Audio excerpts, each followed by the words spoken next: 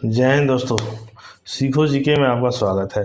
आज हम 2 और 3 अक्टूबर जो शुक्रवार के दिन का है उसका करंट अफेयर पढ़ेंगे और ये सेट नंबर क्या आपका 9 है। इसमें आपको 20 प्लस क्वेश्चन का कलेक्शन आपको मिलेगा। ठीक है, तो आइए चलते हैं पहला क्वेश्चन से।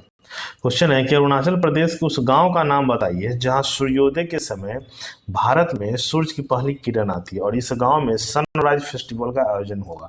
ठीक है, ये दोनों है कि सनराइज फेस्टिवल का आयोजन कहाँ होगा, किस गांव में, और जहां सबसे पहले सूरज उगता है। ठीक है, तो उस गांव का नाम है डोंग गांव। क्या नाम है? डोंग गांव। ये अरुणाचल प्रदेश का है, थोड़ा जान लेते हैं। देखिए, अरुणाचल प्रदेश के आजाद जिले में है और ये 29 दिसंबर से 2 फरवरी 2026 तक आयोजित किया जाएगा। ठीक है, 5 दिवसीय एक फेस्टिवल आयोजित किया जाएगा। ठीक है, अगर डोंग गांव की बात करें तो वो तिब्बत सीमा पर मिलती है। ठीक है, और ये कितने दिन का होगा? ये 5 दिन का फेस्टिवल मनाया जाएगा। ठीक है, तो कौन सा गांव है? डोंग गांव, अरुणाचल प्रदेश का। किस राज्य के सभी जिलों में अगस्त सितंबर 2025 में बाढ़ आ गई जिससे जिसे 1988 के बाद सबसे भयानक बाढ़ बताया जा रहा है। ठीक है ना, ये काफ़ी भयानक बाढ़ आई थी और उस राज्य का नाम क्या है? पंजाब। पंजाब में यह बाढ़ आई थी। ठीक है, और इसमें क्या हुआ पहले समझिए। ये पंजाब के लगभग 23 जिलों में बाढ़ आई थी जिसमें से 3.5 लाख लोग प्रभावित हुए थे। मुख्य रूप से हिमाचल और जम्मू कश्मीर से जो छोड़े गए पानी है उससे वहां बाढ़ आई थी, जिसमें सतलुज, ब्यास और रावी नदी है। ठीक है, 3 नदी है, सतलुज, ब्यास और रावी। ठीक है, अगर पंजाब की अगर हम बात करें तो सीएम आप आम आदमी पार्टी के भगवंत मान, राज्यपाल गुलाब चंद कटारिया है, राजधानी चंडीगढ़।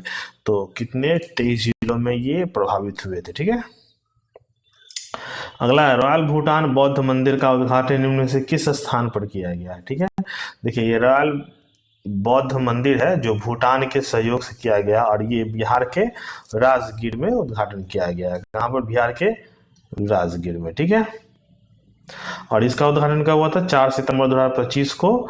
ठीक है ना, जिसमें भूटान के प्रधानमंत्री शेरिंग टोब्गे और केंद्रीय मंत्री किरण रिजिजू है कंबाइंड रूप से इनका उद्घाटन किया था। ठीक है ना, और ये भूटान बौद्ध शैली से बनाया गया था जिसमें एक पेंटिंग है जिसका नाम थांका पेंटिंग्स।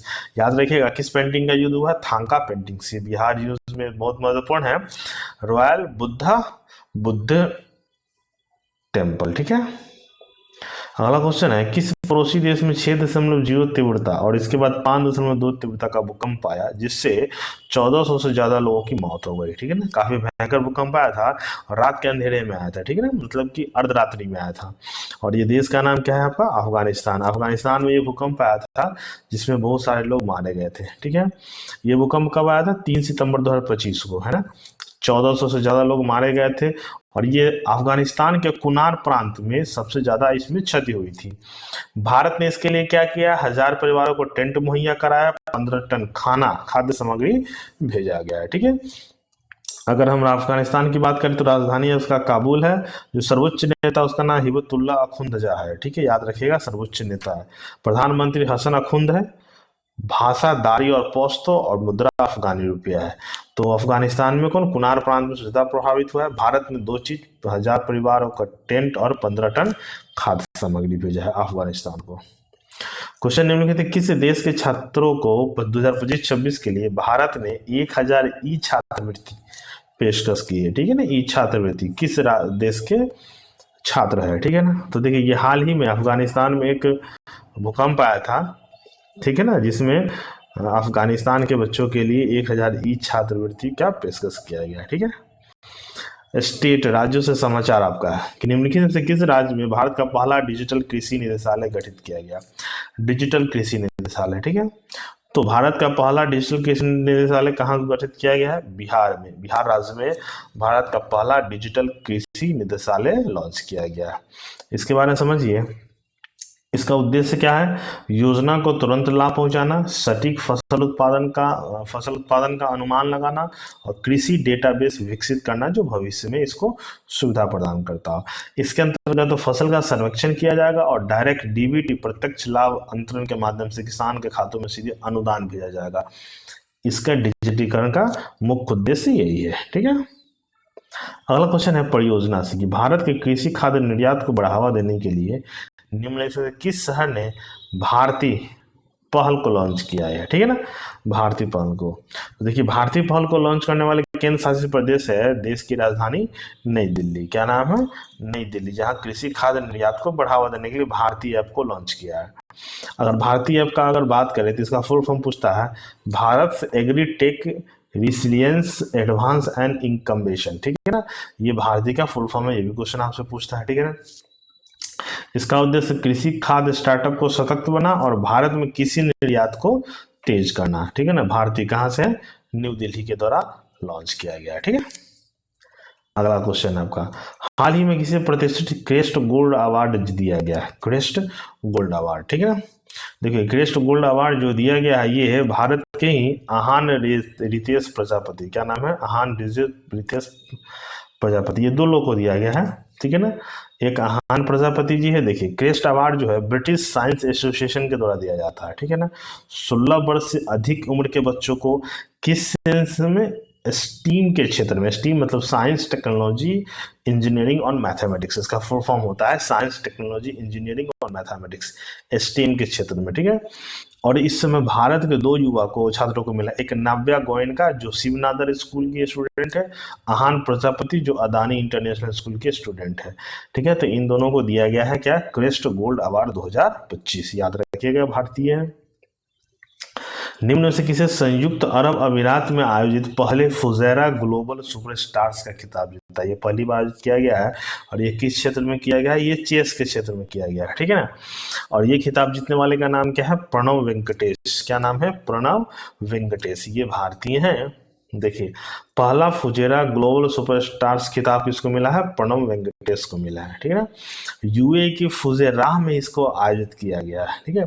इसने स्पेन के एलन पिचोट को हराया है, मतलब याद रखिए कि पहला फुजेरा ग्लोबल सुपरस्टार खिताब किसको मिला? प्रणव वेंकटेश को, ये भारत के, ठीक है। अगला क्वेश्चन है, निम्न में से किसे हाल ही में audit bureau of circulation ABC का अध्यक्ष नियुक्त किया गया है? ठीक है, तो देखिए एबीसी का जो अध्यक्ष नियुक्त किया गया है किनको? अरुणेश बजाज जी को। ये अरुणेश बजाज है, ये आईटीसी के उपाध्यक्ष है, ठीक है ना, अध्यक्ष है, आईटीसी के अध्यक्ष है। अब जान लीजिए एबीसी जिसे ऑडिट ब्यूरो ऑफ सर्कुलेशन बोलते हैं, इसकी स्थापना 1948 में भारत में हुई है, ठीक है ना। इसका उद्देश्य क्या है? यह समाचार पत्रों और पत्रिकाओं जैसे प्रमुख प्रकाशनों के प्रसार को प्रमाणित करने वाला गैर सरकारी लाभकारी संस्था है, ठीक है ना। हेडक्वार्टर कहाँ है इसका? मुंबई महाराष्ट्र में, ठीक है ना। तो इसकी स्थापना 1948 में हुई है।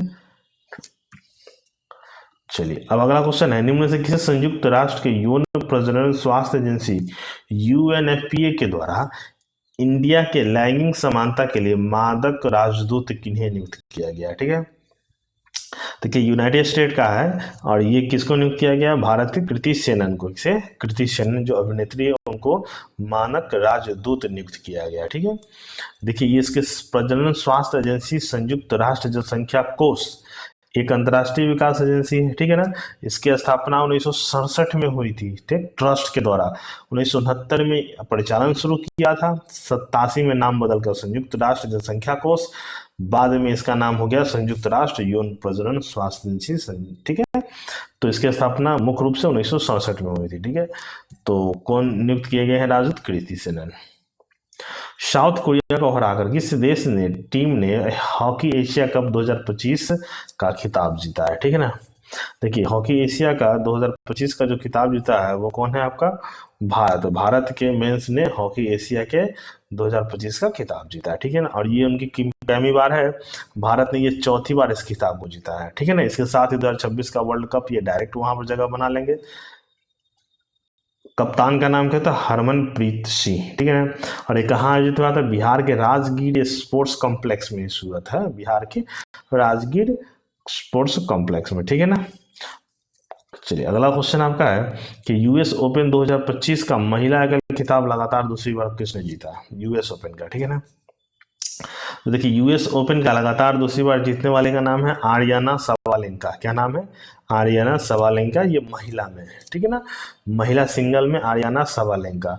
अगर हम पुरुष की बात करें तो पुरुष में जीतने वाले क्या ना? कार्लोस अल्कराज, ठीक है ना, स्पेनिश खिलाड़ी कार्लोस अल्कराज यूएस ओपन 2025 का खिताब जीता था। और बेलारूसी खिलाड़ी है आर्याना सवालेंका, ये महिला एकल में इन्होंने जीता है, ठीक है। अगला क्वेश्चन है, आईसीसी महिला वनडे विश्व कप 2025 का आयोजन भारत और किस देश में किया जाएगा? ठीक है ना, आईसीसी अभी एशिया कप हुआ है, अभी आईसीसी विश्व कप 2025 महिला का, तो इसका आयोजन भारत और श्रीलंका में किया जाएगा। कहाँ जाएगा? भारत और श्रीलंका, इंडिया एंड श्रीलंका 2025। ठीक है ना, जान लीजिए इसके बारे में। इसकी शुरुआत कब तो होगी? 30 सितंबर से इसकी शुरुआत होगी और हुई है, और 13वां संस्करण इसका होने जा रहा है। ठीक है ना, भारत चौथी बार इसका आयोजन किया जा रहा है। इससे पहले 2022 में आयोजन किया था, जिसके विजेता कौन थे? ऑस्ट्रेलिया। ऑस्ट्रेलिया विनर था। अभी वर्तमान में 13वां संस्करण हो रहा है। ठीक है, ब्लू मून के दौरान 7 सितंबर 2025 को चांद का रंग लाल होने की क्या वजह है? ये स्पेस है, चांद का रंग लाल क्यों हुआ था? ठीक है, देखिए लाल रंग का वेवलेंथ क्या होता है? सबसे ज्यादा होता है। ठीक है, इसीलिए चांद का रंग क्या हो गया? लाल हो गया था। इसके बारे में थोड़ा समझ लीजिए। देखिए रंग लाल वेवलेंथ ज्यादा होने के कारण, सबसे पहले तो चंद्रमा ग्रहण कब लगता है? जब पृथ्वी सूर्य के प्रकाश को चंद्रमा तक पहुंचने से रोक देती है।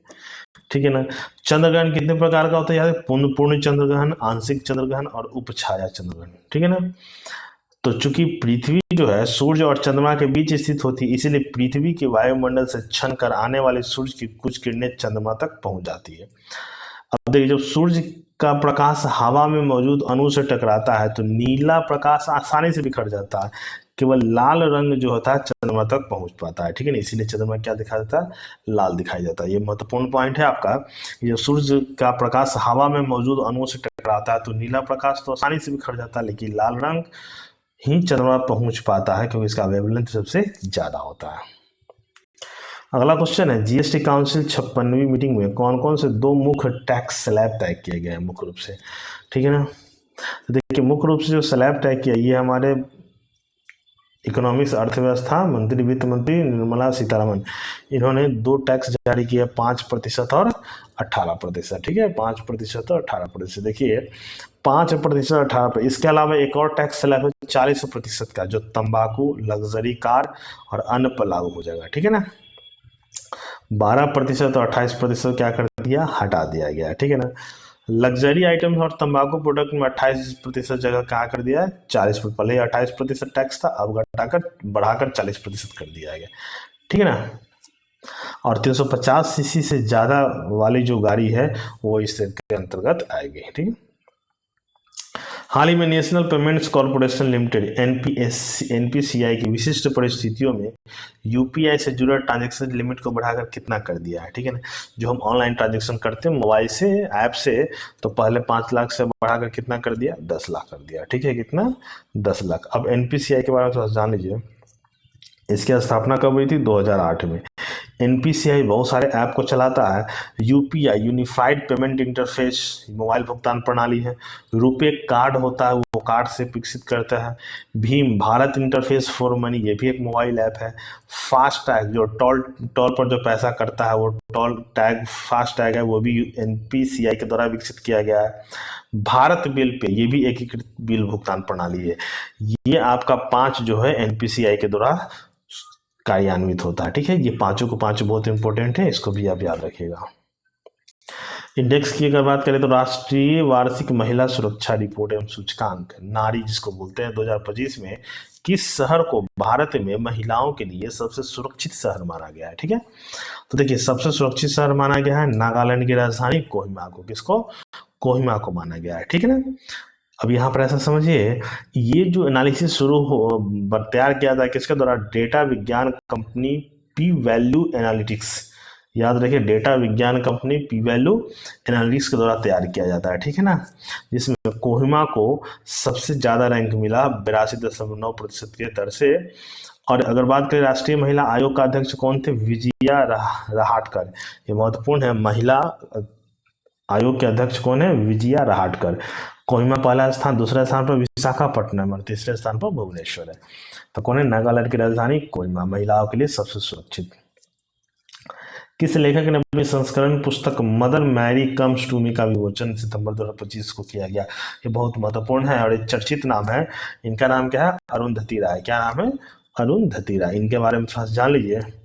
इसका जो विमोचन किया गया है केरल के कोच्चि में। ठीक है ना, केरल के कोच्चि में ये इनके पहला संस्करण है। मदर मैरी टू कम्स मी, ठीक है ना, लेखक अरुंधति राय। इनके बारे में इंपॉर्टेंट है कि 1997 में इनको the God of small things के लिए बुकर अवार्ड मिला था, ठीक है ना, ये बहुत महत्वपूर्ण है। 97 में इनको बुकर प्राइज मिला था the God of small things किताब के लिए, ठीक है। हाल ही में लॉन्च की गई the Chola tigers Avengers of Somnath नामक किताब निम्न से किसके द्वारा लिखी गई है। ये भी तुरंत ही लॉन्च हुआ है और इसको लिखने वाले का नाम क्या है, अमीश त्रिपाठी। क्या नाम है, अमीश त्रिपाठी, ठीक है। अगला क्वेश्चन, राष्ट्रीय शिक्षक दिवस कब मनाया जाता है। ये बहुत महत्वपूर्ण है, ये सितंबर महीने का है और ये कब मनाया जाता है, 5 सितंबर को, ठीक। कब मनाया जाता है, 5 सितंबर के। किसके याद में मनाया जाता है, डॉक्टर सर्वपल्ली राधाकृष्ण के जन्म तिथि पर मनाया जाता है। इनका जन्म 5 सितंबर 1888 ईस्वी को हुआ था, ठीक है। वे एक दार्शनिक विद्वान और भारत रत्न पुरस्कृत थे। वे भारत के दूसरे राष्ट्रपति थे 62 से 67 तक, पहले उपराष्ट्रपति 52 से 62 तक।